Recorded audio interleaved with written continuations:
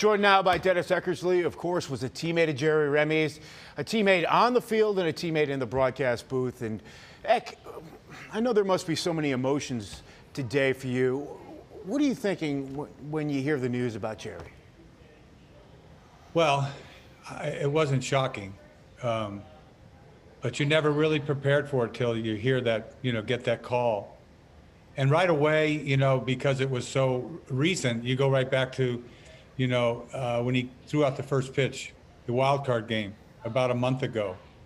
And I drew on that right away. I think we all knew that was kind of a goodbye at that time, but it's so moving to look back at that, but it's special at the same time because, I got a chance to catch a ball, hug him, tell him that, how much I loved him and how the crowd loved him. He got that moment.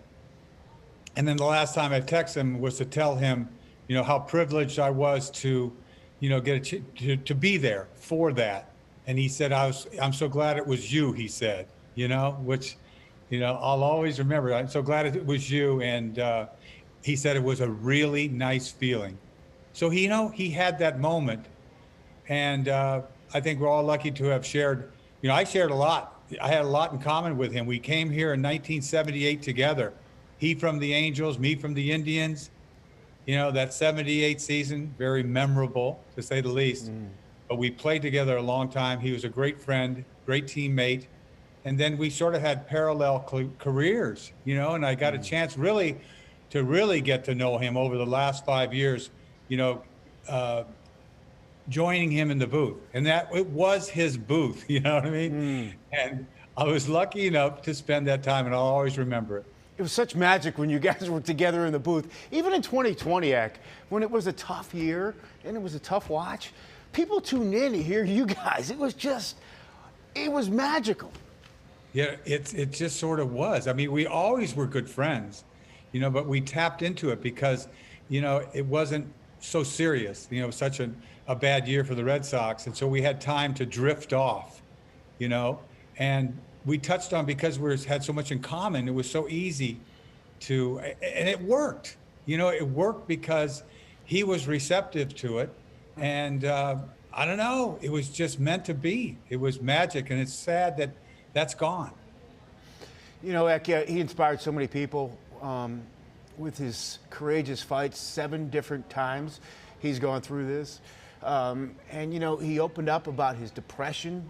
So, cancer and depression affects so many people indirectly or directly. And so many people related to his fight, and he inspired people, whether it be talking about depression or his battles with cancer. That really inspired people, didn't it? Well, and for me and him, it opened up. We were so open with one another, which played to the booth, but off air, there was a connection there because we had a lot in common, whether it is the depression issue and all that. I think, it touches a lot of people. And I think that's why he was so relatable. He was so real. He was Boston. And with that passion, we both shared that passion, but he was Red Sox Nation. That he was the guy.